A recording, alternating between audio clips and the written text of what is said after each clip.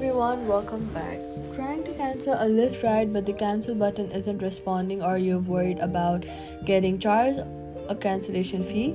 Here's exactly how to cancel correctly and avoid the fee. First, know that Lyft gives you a free cancellation window of around 2 minutes after matching with a driver. During that window, you can cancel for free.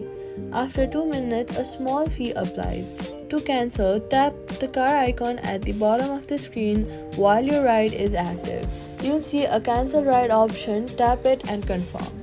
If the cancel button is not responding or grayed out, force close the Lyft app completely by swiping it away from the recent apps, reopen it immediately and try to cancel again right away. Glitches often clear on refresh open. If you're still stuck and can't cancel, you can message or call your driver through the apps and ask them to cancel. If the driver cancels, you pay no fee. If none of these works, tap help inside the app and contact Lyft support directly to cancel the ride for you. So, all you gotta do is cancel within the 2 minutes free window, tap the car icon and confirm cancel. Force close and reopen if glitching, or ask the driver to cancel.